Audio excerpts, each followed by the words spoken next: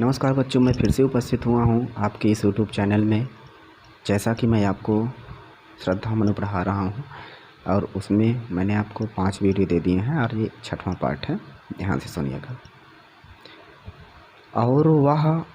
और मुख पर वह मुस्कान।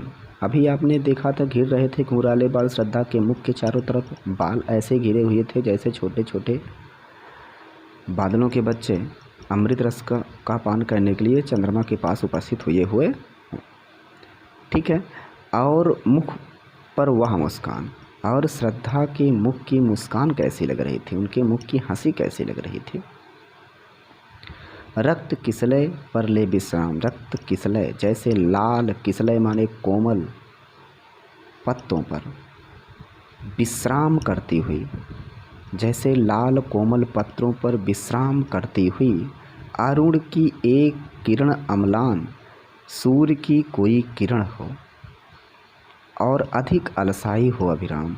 और जो अत्यधिक अलसा गई हो, मतलब कि लाल लाल कोमल पत्तों पर सूरज की कोई किरण पड़ी हुई हो और वह इतनी अलसा गई हो कि वहाँ से जाना ही नहीं चाहती।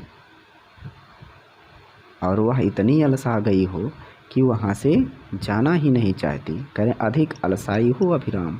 वह इतनी अलसा गई है कि वहाँ से जाना ही नहीं चाहती है। तो और वह मुख मुस्कान, कह रहे हैं कि श्रद्धा के मुख की मुस्कुराहट ऐसे लग रही है, मुख की मुस्कुराहट ऐसे लग रही है जैसे रक्त किसलय पर ले विश्राम, जैसे लाल कोमल पत्तों पर विश्राम कर रही हो सूर्य की कोई किरण। अम्लान माने अलसाई हुई, अम्लान माने स्वच्छ, अम्लान माने स्वच्छ, अधिक अलसाई हो।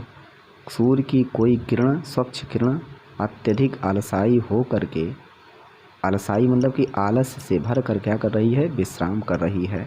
अर्थात सूर्य की किरण अब वहाँ से जाने का उसका मन नहीं कर रहा है, उसी पर वो विश्राम करने लगी है। समझ गए?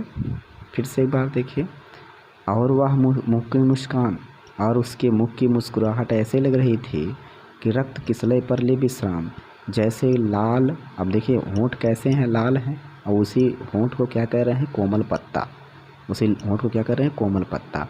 तो वहीं कह रहे हैं कि लाल कोमल पत्ते पर, जैसे लाल कोमल पत्ते पर सूर्य की कोई किरण पड़ी हुई हो और वह जाने का मन नहीं कर रही हो और अत्यधिक अलसाई हुई वहीं पर विश्राम कर रही हो। ठीक है, आगे देखिए। कहा मनु ने नभ धरणी बीच। उसी समय मनु कहता है कि नभ धरणी बीच, मैं धरती और आकाश के बीच में, मैं धरती और आकाश के बीच में बना जीवन रहस्य निरूपाय, बना जीवन रहस्य निरूपाय। मैं इस धरती और आकाश के बीच में जीवन लाना चाहता हूँ, लेकिन निरुपाय, लेकिन कुछ भी करने के लिए मैं असहाय हूँ, मैं कुछ कर नहीं पा रहा हूँ। मैं इस धरती और आकाश के बीच में जीवन लाना चाहता हूँ, मैं इस धरती पर जीवन लाना चाहता हूँ, लेकिन बीच एक रहस्य बना हुआ हूँ। कह रहे हैं मैं धरती और आकाश के बीच में एक रहस्य बना हुआ हूँ, एक रहस्य बना हुआ हूँ, निरुपाय, और कुछ भी करने के लिए मैं बिल्कुल असहाय हूँ। मेरे पास कोई उपाय नहीं है कि मैं और कुछ कर सकूँ। मैं इस धरती और आकाश के बीच में जीवन का रहस्य बनकर रह गया हूँ, एक रहस्य बनकर रह गया हूँ, और उस रहस्य को दूर करने का मेरे पास कोई उपाय नहीं। ठीक, ये है इसका अर्थ। कहा मनु ने नभ धरणी बीच, मनु ने कहा कि मैं धरती और आकाश के बीच में बना जीवन रहस्य निरूपाय, एक रहस्य बनकर रह गया हूँ, और इस रहस्य को दूर करने का मेरे पास कोई उपाय नहीं है। एक उल्का सा जलता भ्रांत, जैसे एक आकाश मंडल में जैसे एक उल्का तारा शून्य में फिरता है असहाय। आकाश में, शून्य माने आकाश में असहाय होकर के चारों तरफ घूमता है, जैसे आकाश में जलता हुआ उल्का तारा असहाय होकर इधर उधर भ्रमण करता है, उसी प्रकार से मैं भी इस धरती और आकाश के बीच में रहस्य बनकर रह गया हूँ और उस रहस्य को सुलझाने का मेरे पास कोई उपाय नहीं है। मेरे पास कोई उपाय नहीं है।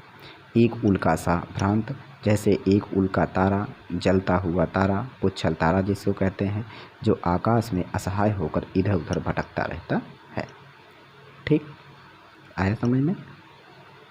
तो ये बहुत दो मैं आपको वीडियो दे रहा हूँ अलग अलग पार्ट में, और ये भी मेरे ख्याल से आपको अच्छी तरह समझ में आया होगा। और इसी के साथ मैं अपनी वीडियो को विराम देता हूँ। आप इस वीडियो को गौर से देखिए और बढ़िया से समझ में आएगा। और इसी के साथ अलविदा करता हूँ। नमस्कार।